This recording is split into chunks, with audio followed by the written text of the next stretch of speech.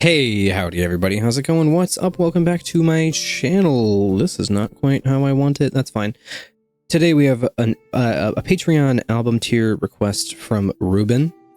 This is Hippotraktor, Stasis. I have never heard of this band before now. Well, before he told me to check it out a couple weeks back, but apparently it's good. Apparently. I don't know. I don't know. It was Ruben's #1 album of 2024, which is high praise. So I will be the judge of if it is deserving of album of the year. He sent me some thing from their Bandcamp, and it's also partially on their Spotify artist description. I'm going to skip over the stuff that like names everybody and talks about like their history or whatever, because I mean that's not really of interest to right now, but I guess they describe themselves as Belgian progressive post-hardcore quintet Hippotraktor or whatever. Announced their second full-length album. Yeah, whatever, it's out. Here's some stuff about Stasis. Stasis consists of 7 compositions that were written with the full creative force of the 5-piece in mind. The result of this is a lavish, dynamically complex sound and a multi-layered structure that is much greater than the sum of its parts. Talk about self-glazing. Operating at the intersection of Meshuggah's relentless polyrhythmic pounding and Gojira's colossal atmospheric weight, Hippotraktor have expanded upon their already distinctive sound by introducing De Graaf's vocals that bring with them... De Graaf is one of the dudes, I guess? Yeah, Stefan De Graaf. That bring with them an intriguing new dedication to musical storytelling. Lead single Silver Tongue is a melodically rich composition that marries soaring close harmonies and shimmering guitar work, love that stuff, with grinding post-metal dirge and guttural howls. As the nameless protagonist of the album is shown the naive duplicity of the life that he lived and how easily he was led astray by the Silver Tongues, those who propagate a selfish, amoral vision of the world. The captivating one-take performance video that accompanies the single serves as a visceral reminder of the band's formidable physicality that, coupled with their newfound compositional prowess, renders Hippotraktor and Stasis as a force to be reckoned with. That's a lot of big words. Stasis tells the story of human nature, explains lead vocalist Stefan De Graaf about the album's narrative. As the protagonist enters a new world in which he's confronted with other humans for the first... I have to sneeze. I hit the mute button. In which he's confronted with other humans for the first time, he acquaints himself with their customs and ethics, discovering generosity and empathy, but also greed, jealousy, and hatred. Rather than chronologically, the story unfolds in retrospection, as our protagonist looks back upon his life among his kin, his struggle with good and evil, and his fight against the stasis of living a life purely based on self-interest. Taken from the Greek for stoppage, stasis sees Hippotraktor doing anything but stagnating. These 5 firm friends, nice alliteration, chart intricate melodies and sprawling riffs as a map showing how humanity has come of age in a chaotic world of its own making, deftly unveiling tender truths whilst tenderly shrouding the violent majesty at its core. Stasis is a fitting soundtrack to life in a world that's hurtling towards a standstill. Thanks for that, Ruben. That was quite the poetic description of this album. Let's see if I get any of that from the actual experience. I'm gonna click on over here, and I'm just gonna hit play. Let's get it. Track 1 of 7, Descent. Now the album's 46 minutes, but there are some tracks there. I mean, most of them are actually 6-7 minutes. There's only 2 tracks that are under 6 minutes. Let's go. That's fun. That's got some bounce to it. No lyrics, so I guess I'll get into the story on subsequent listens. Cool drumming switch-ups, too.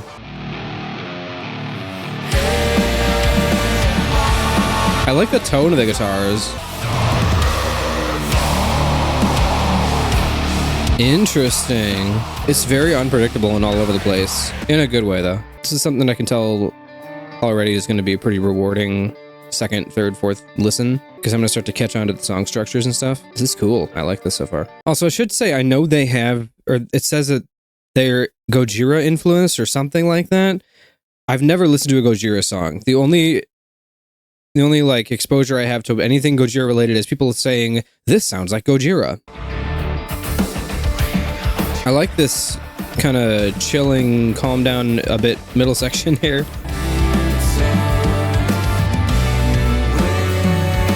Woo! It's all over chord-wise, too. This is super interesting, actually. That's cool. The soft screams. First track was fun. I'm not completely sold just yet. My favorite part was that little middle section where it kind of went off and got quieter and then did some other things and the chords got a little funky. When it was doing just the part where it was like a...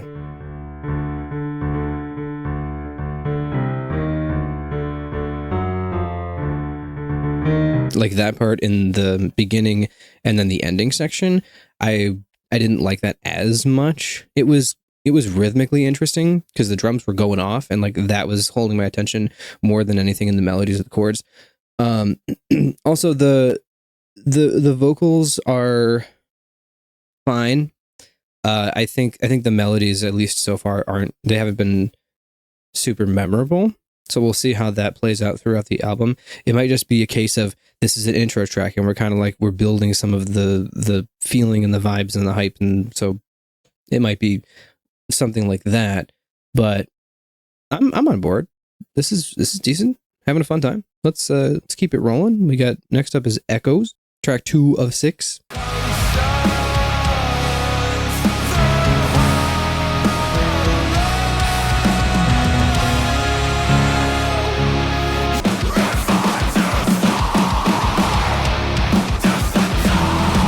Ooh.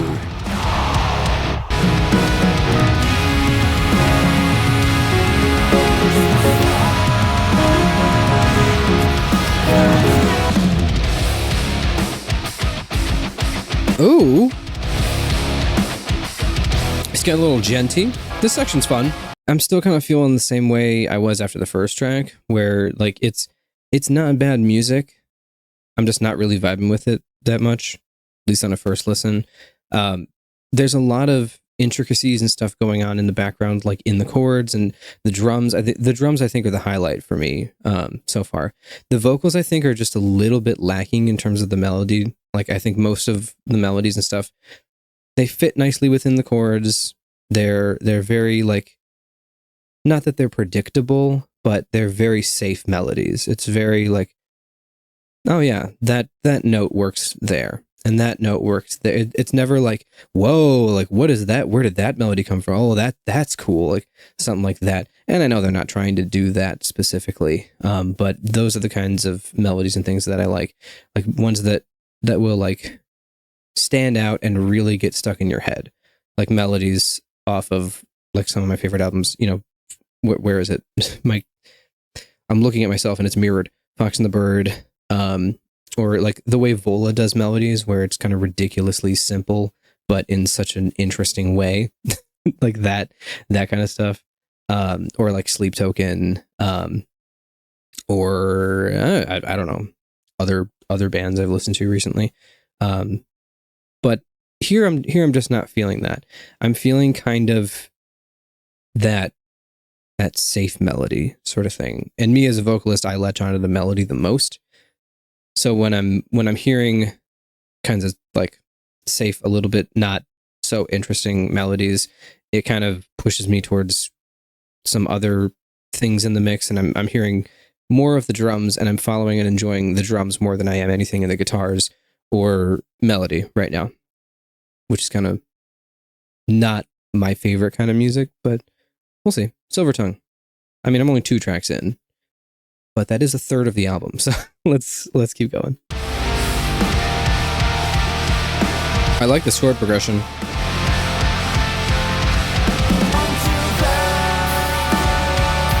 Ooh.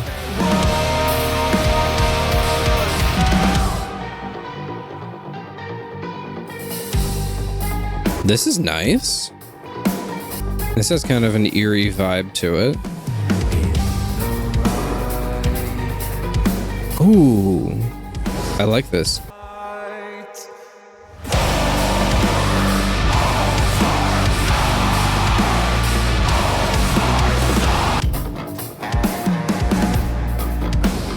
Ooh.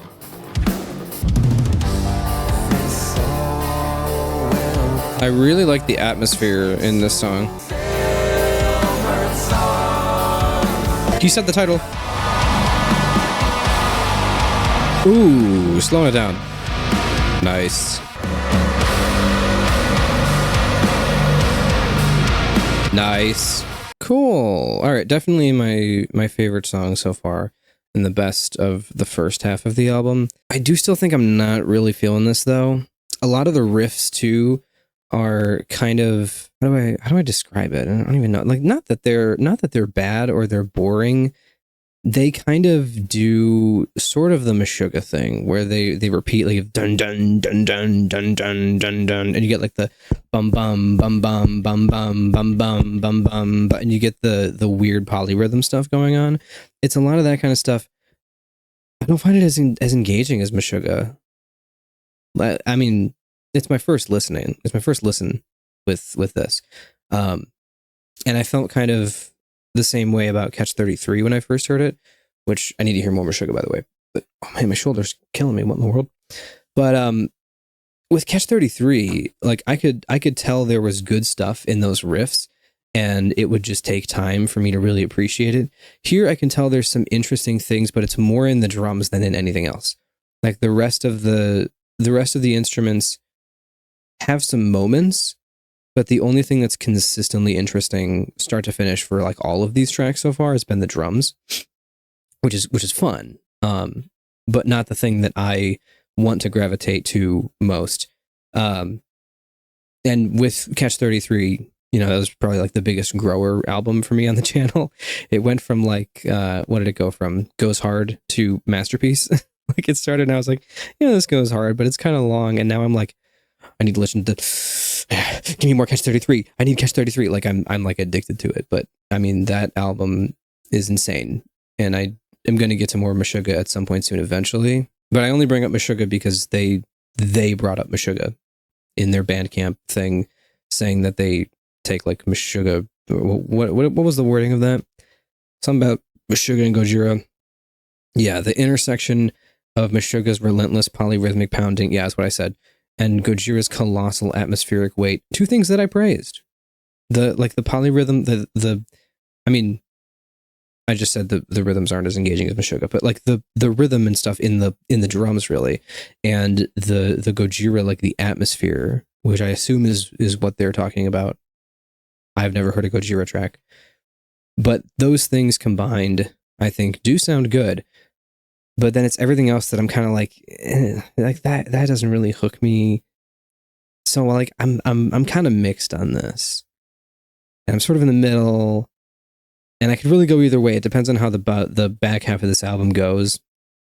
And that'll kind of determine where this sits. But the first half of the album, I'm kind of like, yeah, it's not bad. It's just not really my thing so far. Ooh, we're getting like a 12/8 kind of feel.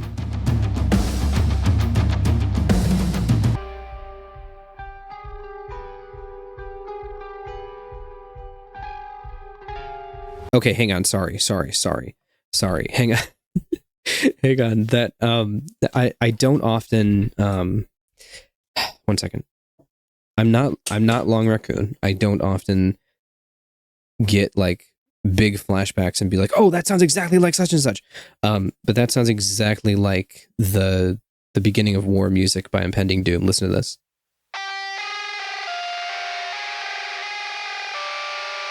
Like this part. With this little riff here or whatever. Banger song, by the way. Impending Doom's still killing it. And then into this. I mean, it's not exactly the same, but it just reminded me of that heavily. Now, I love triple meter. So this may be my favorite song because I love anything in like 6/8 or 12/8. This is 12/8, but these melodies are good. I like this. That's another thing that I've noticed with this band is they like to do this a lot. This specific chord progression. Sorry for pausing, but this specific chord progression where they'll be like a 1 and then it goes down to the the minor 7, then they'll do like a or something like that. Doing that. I think I've noticed that in every single song so far. They've had that chord progression. When you do the like bum bum bum, I'm pretty sure it's been in every single song. Just an observation, not saying it's bad. Everyone's got their favorite chord progressions, but it's been in every single song. Oh, these melodies are good, dude. This is a good song. Let the last half of this album be this good, and I will be satisfied. Best song so far for sure. Even better than Silver Tongue. I just love triple meters so much. This is insane.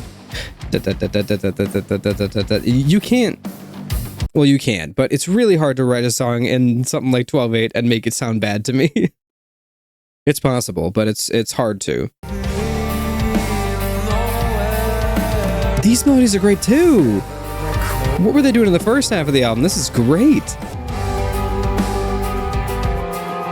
The little egg shaker. The soft vocal harmonies over that build.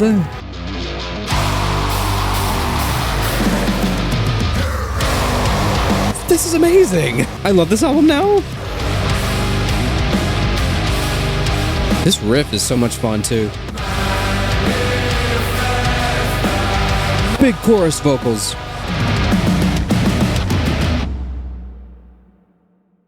That was it. That was the song that I was waiting for. That was the song that could sell me on this album. It had elements of the other stuff. It had some of the other elements of like keeping the same sort of riff general vibe throughout, but it kept it interesting. It got into some quieter sections. The melodies were really good over top of it, especially towards the end when it brought like the big chorus vocals, and then it did the same thing but on screams, and then like into, oh man, like that kind of stuff is great. And it kept that it kept that kind of thing going throughout the song, kind of in like a Meshuggah-y way, but like this groove was actually good. The other grooves I didn't really vibe with as much. This one I heavily vibed with. I don't know if it's just because it's 12/8 or something else, but that in particular made it a great song to me. Egg shaker's back. Or something of the sort that sounds like an egg shaker.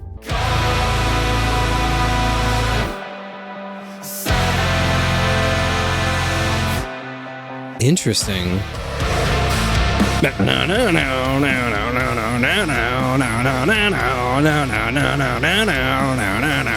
This riff is great. These last 4 tracks might save the album for me. Oh! That rhythm switch up into 12/8? This is permanent though. But this is, I don't know, this is peak though. This song is great too. This is some good stuff. I love this quiet section. This is amazing. It's a really nice contrast from the rest of the song and the rest of the album kind of in general. Ooh. Ooh. Yes! This is great. Woo! This feels kind of Tesseract-like. Oh! That switch is incredible. Oh, slow down to the end. Oh! It keeps getting slower.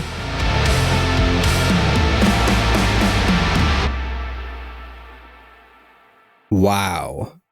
Wow, dude. This album has turned around so quickly. Those first 3 tracks, I was not feeling it. Silver Tongue was pretty good. But then like Renegade and Indifferent Human Eye, these hooked me. Time will tell if me not liking the first 3 tracks as much can be saved by the last 4 tracks being insanely good. We'll see how Stasis and The Reckoning are. There's 2 more tracks. Let's keep going. Let's finish this off. 2 more tracks.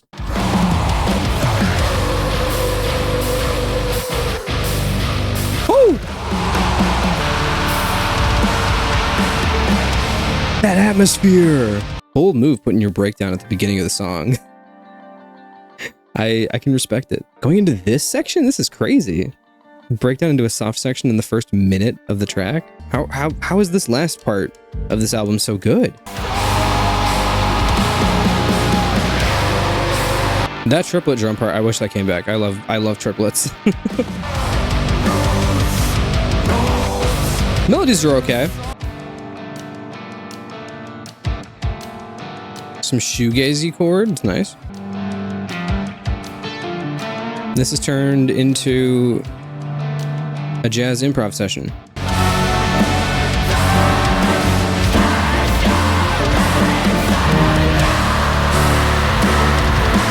That was a good one too. I didn't like it quite as much as Renegade and Indifferent Human Eye. It had kind of what I didn't like as much about the beginning, where it's kind of like a little bit of like a slightly kind of somewhat uninteresting riff, and it just kind of kept going, especially there at the end.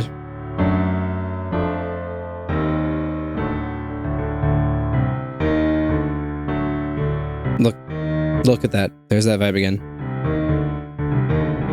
I think they've had that in literally every single song. I think it's been in every single song. See if it's in the last song. That's been my biggest gripe with it, is like it feels a little bit samey because of that. Because they really like that kind of chord progression and that scale and that feeling. And I don't blame them. It's a good...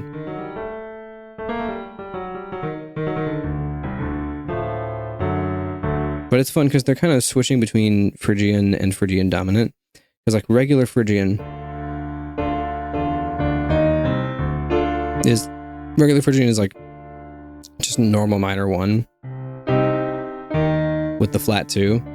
But then Phrygian dominant adds in that major 1.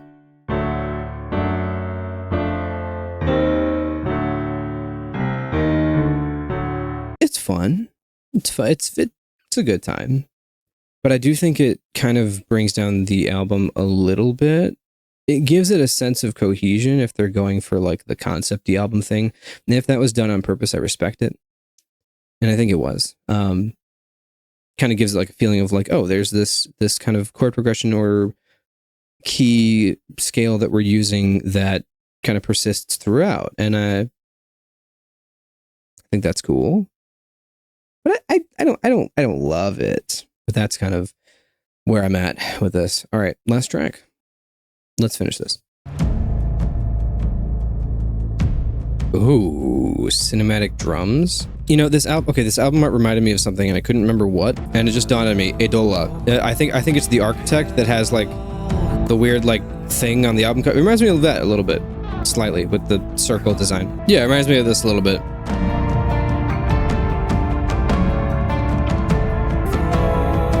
I'm liking this build. This is fun. Oh, what? Why does the snare sound so muted? It sounds like a gunshot almost. I kind of like that. Nice. This build is really interesting. I like that it's taking its time. Good build. 5 minutes. Nice. And that one's still like...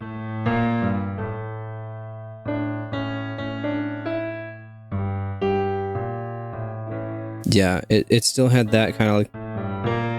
that kind of chord progression, that kind of feel. Pretty sure every single song had it on the entire album. Overall, I'm kind of conflicted. There was some great stuff in there.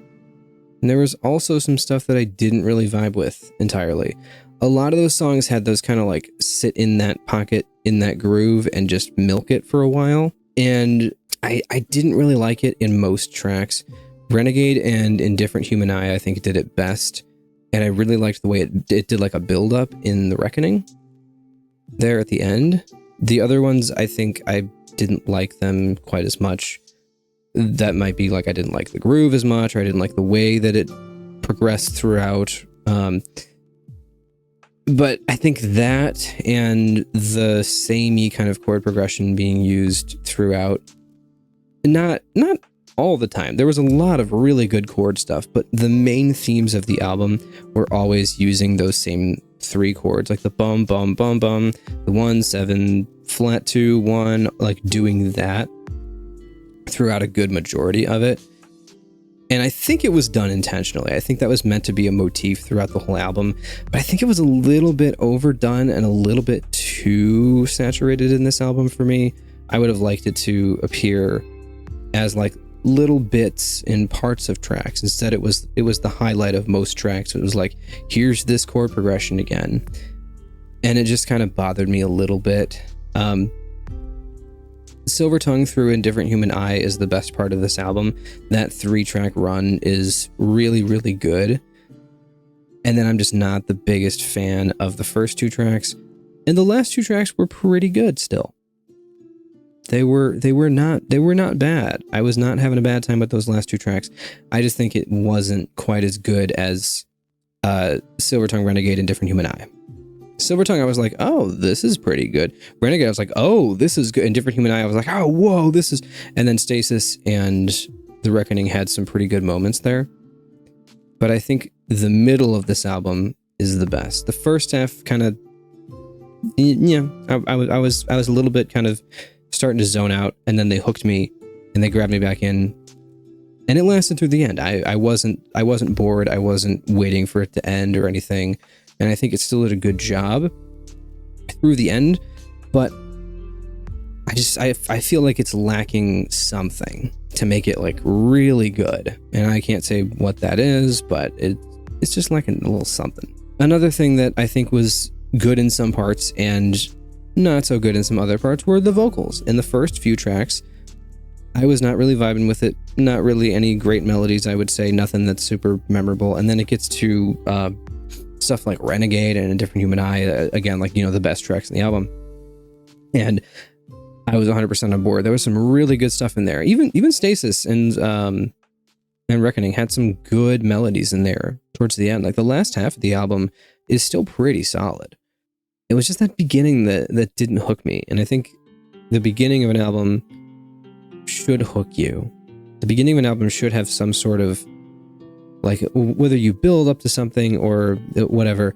But this took a really interesting 180 a few tracks in, and I think it's good. I think it's good till the end. It was not the same kind of 180 as when you're kind of vibing with an album and then it completely like vibe switches into something else. Like that's kind of how Fox and the Bird is a little bit. It's still consistently the vibes throughout. But the first 2 tracks, you're like, oh, this is a fun folk rock album. And then what is it? The Journey. I've listened to this album like 30 times and I can't remember. Is it The Journey or The Snake? And which one comes first? I'm pretty sure it's The Snake. But no, it's The Journey. Okay, yeah, the Journey into the Snake. But the Journey into the Snake happens because the Journey kind of builds into it. The Journey into the Snake happens, and you're like, whoa, this got insanely like crazy prog and a lot heavier, and it just kind of like switches up, and it carries that vibe shift all the way through like the Crocodile. And then it leads to such an emotional ending with like the ebb and flow of that album and the different stuff and the way that it uses like slight motifs here and there, like the motif from the bear coming back in the bird and stuff like that. Here, it had that motif, so it felt like one cohesive, you know, all the way through. And I'm only comparing it to Fox and the Bird because that's like my favorite concept album probably ever. But this, like, it had some motif stuff. It had some cool stuff happening. I just felt like it wasn't really gripping the whole time, and it didn't really land for me all the time. And a lot of the stuff that they were using as like motifs throughout just kind of got a little bit boring as the album went on. But I didn't hate it. I wasn't sitting here saying like, man, this album sucks, this is bad. And it had some really good tracks and some really good moments in the middle and towards the end. So it's got some redeeming qualities, and I'm probably going to come back and listen to it again. I don't know if I'll do that soon, if I'll come back to it soon, because I'm obsessed with a few albums right now, but I'll do it at some point. I'm going to rate this album Goes Hard. It's on the it's like on the positive middle end of the spectrum. In the middle, but more positive. I don't like having a dead center because I want to definitively rate something. I like having 3 on top, 3 on bottom for like my rankings up here, because I like to have like, these are the 3 positive ones, and then if I like it, if it's something I'd listen to again, where would I rank it among those 3? And then like if I don't like it and I probably wouldn't listen to it again, where would I rank it among the bottom 3? That's kind of like my thought process for having the ranking the way it is. And so I would rank this under the I'd listen to it again, but maybe not like right now. So goes hard. That's where I'd put this. Yeah. All right. Thank you very much to Ruben for this album recommendation. If you are watching this not on Patreon, or even if you are on Patreon and you would like to have me listen to an album, the album tier is there. Check that out if that's something you're interested in. You can also join the song tier and request a song, or the movie tier. And if you join the movie tier, you get a movie, an album, and a song to request for me to do a video on. So there's some fun stuff on there on Patreon. If you're not on Patreon, consider supporting me. Throw me a few bucks a month. You get access to however many albums I've done now, a lot. So, yeah. Consider supporting me if you want. If not, just keep watching these highlight videos. It is what it is. Do what you want. Thanks for your support, everybody. Thanks once more to Ruben for this album request, and I will see you all in my next video. Goodbye.